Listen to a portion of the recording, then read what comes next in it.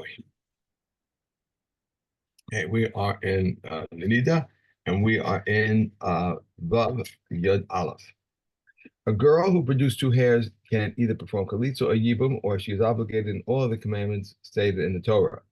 And she is stated obligated. Similarly, a boy who produced two hairs is obligated in all the commandments stated in the Torah. He's eligible to be a ben Sahar Meorah from the time he produces two hairs until the beard grows around, which refers to the lower beard, not the upper one, for the sages spoke euphemistically.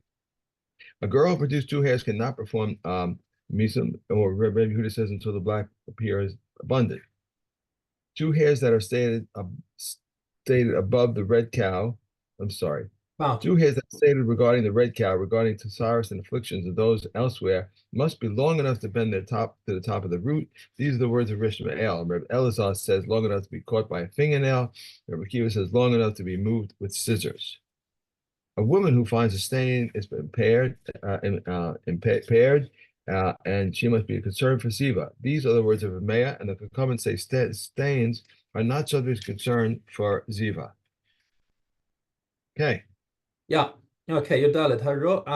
Yom Echad Asar Bein Hashmashos. Okay, so now we're talking about a woman who had a sighting of blood between at evening time, just between sunset and nightfall. Okay, so Bein Hashmashos is always a time of suffix. Okay, Tchilas Niddah, V'sof Niddah, Tchilas Ziva, V'sof Ziva. So if it's at the question that we're actually asking, that I think the Gemara clarifies, is that we're talking about at the end of her Niddah period, right? She has a 7-day Niddah period, and then from 8 days for another 11 days, that's the Ziva period. Okay, so now basically at the end of her Niddah days, she in Bein Hashmashos, between the Niddah period and the Ziva period, she sees blood. So it could be the last blood of her Niddah period, or it could be the first blood of her Ziva period. Okay, so that's going to mess her up. She's now in a situation of suffix, because now if she bleeds on 2 subsequent days, it could be that she's a Zava. But if the first blood came on her Niddah day, then she's not a Zava. Okay, so we have that situation of suffix. We're going to see another couple of situations of suffix. Tchilas Ziva Sof Ziva. Yom Arba'im Lezachar. If it's on the end of the 40th day of giving birth to a boy. Yom Shmonim Lenekeva, or after the 80th day of giving birth to a girl. Up until now, she's been in a situation of Dam Tara. So then what we're talking about up here, in order to bring her into Safek Ziva, means that's going to be called, it's going to be the Niddah period straight after her 80th day of hang on, how could it be? Just a second, how could it be? So this actually suddenly doesn't make sense to me. There's a Safek Dam Torah, Safek Dam Tameh. Okay, no, so all of these are they're just suffix in blood. Okay, so it could be Tahor blood, it could be Niddah blood. There's no way that on the 40th or the 80th day it could be Ziva blood, because she hasn't had a chance to become Niddah before. You've got to become a Niddah before you can become a Zava. Okay. All right, so in all these cases, Bein Hashmashos Kulan, Hare Elu To'os, they fall into the category of To'os. Those who is literally the meaning, but it means that you're in a situation of Safek. And in all these cases, we're going to have to go to Chomra, because we're talking about a Doraisa. So we have to assume that she is Tameh. And furthermore, what's not explicitly written in the Mishnah over here is that if it comes down to a Safek where she's a Zava Gedola, where now she has 2 subsequent days that are definitely during the Ziva period. So now she could, if the first one was part of the Zava day, then she would be Zava Gedola, and she'd have to bring a korban. So because of the Safek, she would have to bring the korban, but it would not be allowed to be eaten. So because it's a bird korban, you can bring the korban out of Safek. Right, Okay. we learned this about that when you have a suffix with a korban behema, if especially if it's a chatas, then you bring in an asham taloi. Right. Okay, but in this case, a bird korban, and then she has to bring it, but it cannot be eaten. Okay. By anyone, it's just burnt. It's put on his back and burned. That's it. There's But it's no put one can get it. so well. Hey, you've always got an ola, and a chatas there when you got a bird offering, right? So the ola goes on the mizbech anyway. There's no Right. problem because worst comes to worst, you say, okay, it was a voluntary ola, that's allowed. Chatas is not a voluntary offering. So what they do with the bird chatas is they throw its blood, but instead of it being eaten by the kohanim, they put it in that little compartment on the side of the mizbech to spoil, and then they remove it and burn it Okay. outside the mikdash. Okay. Amar Rabbi Yeshua, Ajat Shatem Mesaknim Esashotos Tiktaknu Esapikos. So you're talking about situations of the Safek. What about all the cases where it's not even Bein Hashmashos? You can have all these you can have another messed up case where a woman is bleeding every second day.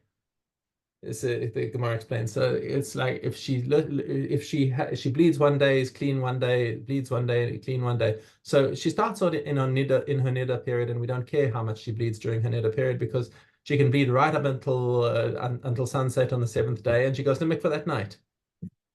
Right. Okay, so then she lives with her husband for one day, and then that night she bleeds again, and now she's asked to her husband, and she keeps one clean day, and she can go to mikveh that night, and she can be with her husband, and then the next day she bleeds again. So you got to educate the women in that respect, because these are situations where you don't even need to come into Bein Hashmashos, and you can have a very complicated situation, which I think this is part of the reasoning why we just keep the chumras that we do. Just assume that every woman who bleeds is a zava gedola, and just flat That's rule it. everyone, and we don't come into any. Oh gosh. Hmm? I can't stop his coughing.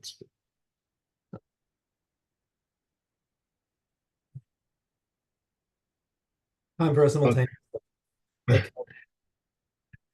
All right. Zion up. Zain Aleph. Dam hanida ubasar hames. Okay, so nida blood and corpse flesh. Metamin lachin umetamin yaveshin. They are tame, and they will transmit tumah whether they are wet or dry.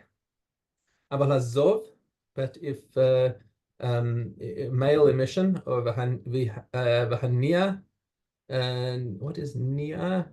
Is the spittle of his phlegm. It says the phlegm of a zav, Yeah, the phlegm of a zav. of Haruk the and saliva.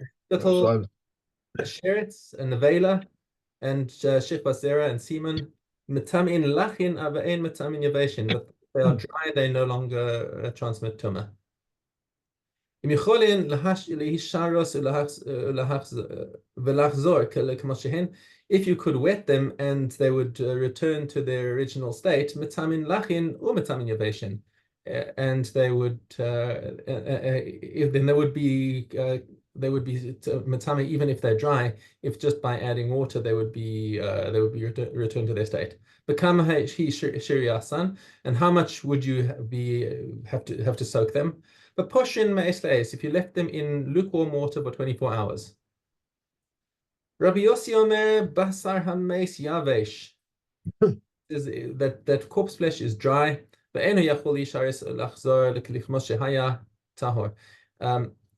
if corpse flesh is so dry that you would not be able to soak it and let it get back to its original state, then it would also be tahor and it would no longer be matame even with the kazayas, but matame tumas rekev kumulot tarvad. It would go into the category of corpse dust, which requires the full ladleful in order to be matame, which we learned in Maseches Ohalos. Okay, halacha does not follow Rabbi Yossi in this. Mishnah Beis. Hasheret shenimtza b'mavoy. Sheretz Nimsham Mavoi Matame Lemafreya. It is Matame retroactively, which means that Ad Omar, because a Mavoi is a Rishus Yachid, so all Safek in Rishus Yachid is Tame. So if a person came out of the Mavoi where the Sheretz was, and he's not sure if he touched it or not, then retroactively everything that he touched will also become Tame. Okay, he says, I was watching what I was doing. I did not touch any sheretz. If he knows for sure he didn't touch it, then he's okay. Or ad shasa kibud, or until the last time that it was swept.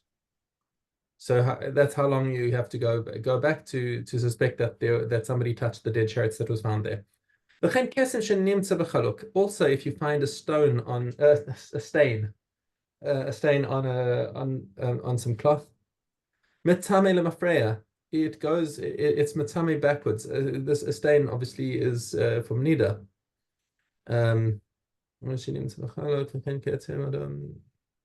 Right. Unless you say actually unless she can go back and say, listen, I saw that there was no stain on this this clothing this morning. So anything that happened before this morning is fine. But afterwards it'll still be matami lemafreya. Okay, until the last time it was washed. Umatame ben lach ben yavesh, and the blood again is matame whether it's wet or dry. That's we just saw that in the previous Mishnah. Right. The dam is matame wet or dry. Rabbi Shimon Omer hayavesh matame lemafreya. Only the dry will be matame retroactively. V'alach eno matame ela ad shehu yachol lachzor lioslach. Says, but if you find it wet, you only have to. It's not. You have to just judge how long ago she bled, in order that the stain would still be wet, because before that it was okay. probably clean, which sounds pretty logical. Mm. Okay, let's go back. Concerning women who bleeds in labor within 80 days of a female birth, any blood that she discharges is tahor until the child is born. But Reb Eliezer declares it tameh. They said to Reb Eliezer, even in a case where the Torah was stringent regarding blood discharged from a period during a period of relief, it was lenient regarding the blood discharge in labor. Then, in a case where the Torah was lenient regarding blood discharged during a period of relief, is it not logical that we must be lenient regarding the blood that was discharged in labor?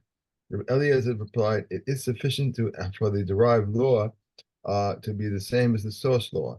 From what tumor did the Torah spare her? It is from the tumor of Ziva, but she is tummy as a Niddah. Throughout all the 11 days of potential Ziva, a woman is presumed to be tahor. If she sat and did not examine herself, whether she was inadvertently or mishap or deliberately that she failed to examine herself, she is tahor. If the time for her fixed period arrived and she did not examine herself, she is tameh. And Rameh says if she was in a hiding place and the time for her fixed period arrived and she did not examine herself, she is tahor because terror suspends the discharge of blood. However, during the blaze of a zav, a ziva, or one who is observing a day or the tree of discharge against the day from which she discharged blood, they are presumed to be tummy. Okay. One more. And concerning a child who emerges from its mother through the abominable wall, the mother does not observe on its account the days of Tumah for the days of Tahara, and is not liable on account as an offering. But Reb Shimon says the child is like a naturally born child, and all women become contaminated once a contaminating flow is in the outer room. For it is stated her discharges from her flesh have being blood, but a zav and one who admitted a semen do not become contaminated until the tumor exits to the outside of their bodies. Okay. Right. Mikvos. Okay, Aleph Ket. A higher grade is level 1. A higher grade is spoiled. That's right. A higher grade is spoiled spring water, for it purifies also when in motion. A higher grade is in living water, or therein can be immersed for zavim, or therein, and there can be sprinkling from a Torah, and is fit to consecrate, therefore purification of water. If a Talmud person went down to immerse himself, but there was a doubt whether he immersed himself or did not immerse himself, or eternally, even if he definitely did immerse himself, there is doubt whether there was a 40 saw or water or not. And alternatively, there were two mikvos, one containing 40 saw and the other not. and he immersed himself in one of them, but doesn't know which one he immersed himself, these doubtful cases are judged tamei. If a mikveh was measured and found lacking all richly for a few foods that were prepared on its basis heretofore, whether in a private domain or a public domain, or tamei, in regard to those which words were said, only in a case of severe tumah.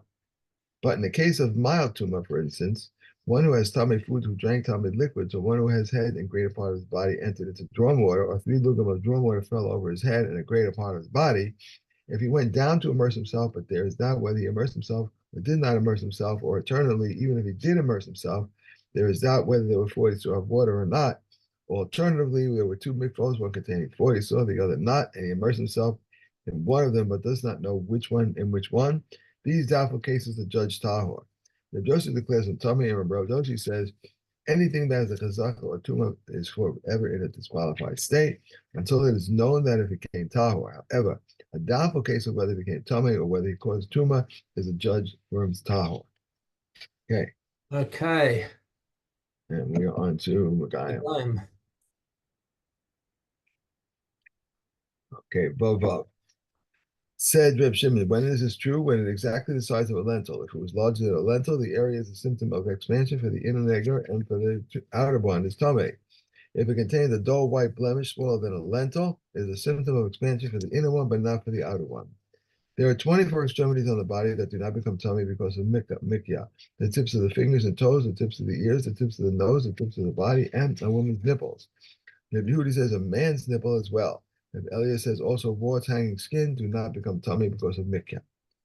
These are the parts of the body that do not become tummy because of baharis, because inside the eye, inside the ear, inside the nose, or inside the mouth, in folds of skin or in folds of skin on the neck, under the breast, the armpit, the sole of the foot, the hail, the nail, the head, and the beard are raw boil, burn, or wound. It is literally a boil or burn, or a wound that is rebellious.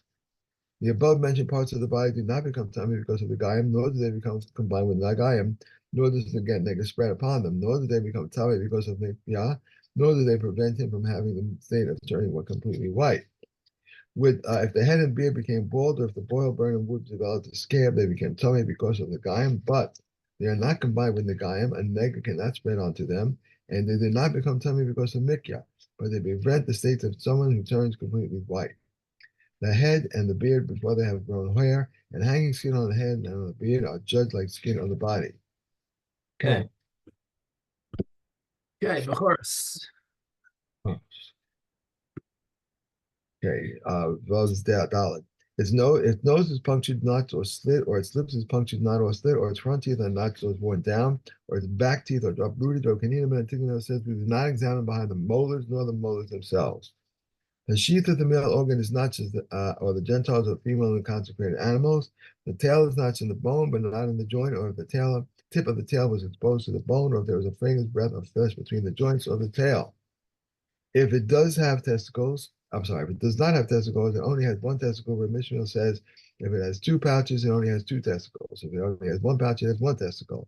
Where the Kiva says it should be set on its buttock and squeezed. If there's a testicle there, it will eventually emerge. It once happened that they squeezed it and it did not emerge, and it was slaughtered and was found attached to the loins. And Rabbi Akiva permitted it, but Rabbi Yochanan and Nori prohibited it. Okay.